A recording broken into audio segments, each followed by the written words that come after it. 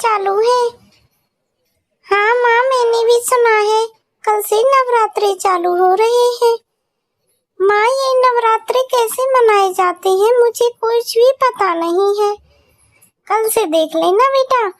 चलो, हमें भी मार्केट जाना होगा। माँ, पहले मुझे एक कहानी सुनाइए कि देवी माँ कैसे प्रकट हुई और किस किस अवतार में नौ देवी के रूप में आती हैं। हाँ बेटी, क्यों नहीं, मैं तुम्हें बिल्कुल सुनाऊंगी।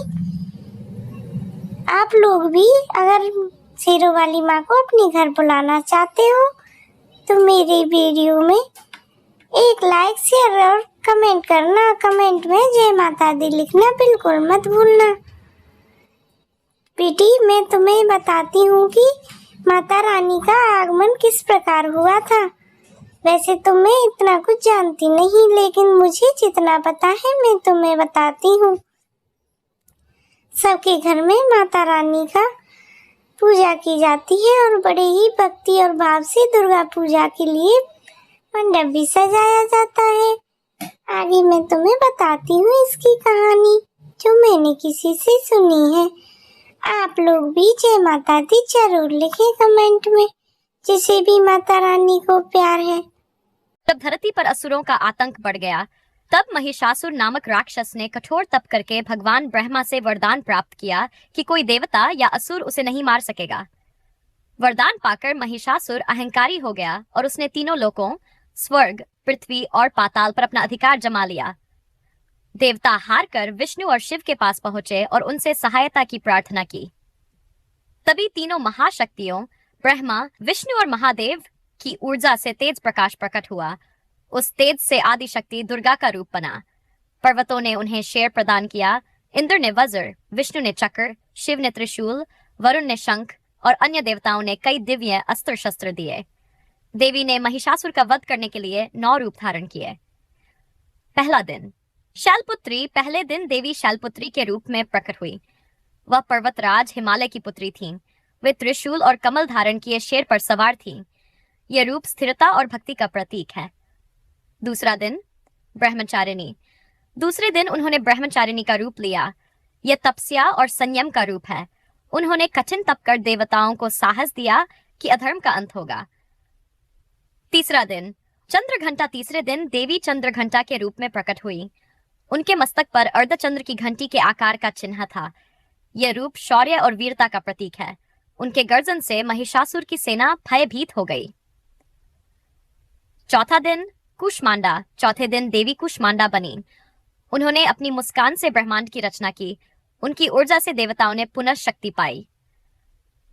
पांचवा दिन, स्कंदमाता। पांचवें दिन देवी स्कंदमाता प्रकट हुई, जिनके गोद में बाल रूप में कार्तिकीन हैं। वे प्रेम और मातृत्व का प्रतीक हैं। उनकी कृपा से सेना को बल मिला। छठा दिन, कात्यायनी। छठे दिन देवी कात्यायनी के रूप में आईं। ऋषि कात्यायन के तप से प्रकट कर उन्होंने असुरों के किले पर धावा बोला।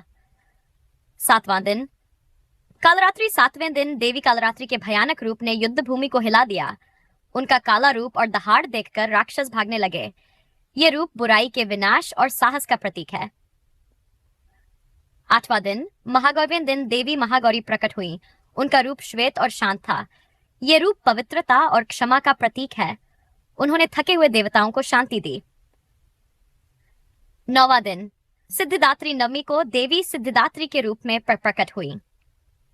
उन्होंने देवताओं और भक्तों को विभिन्न सिद्धियां और वरदान दिए, जिससे संसार में संतुलन स्थापित हुआ।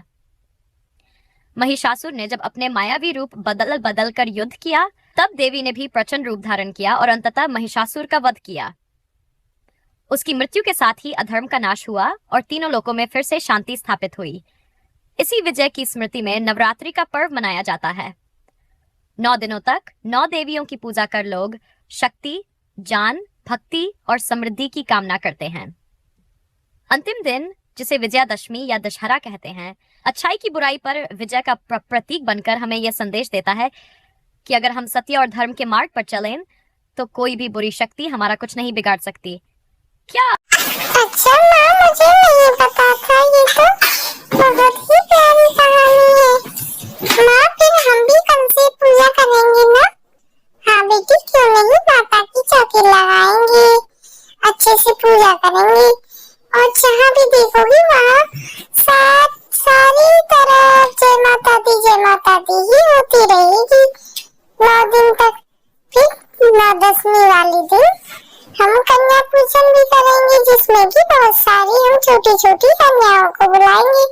वाह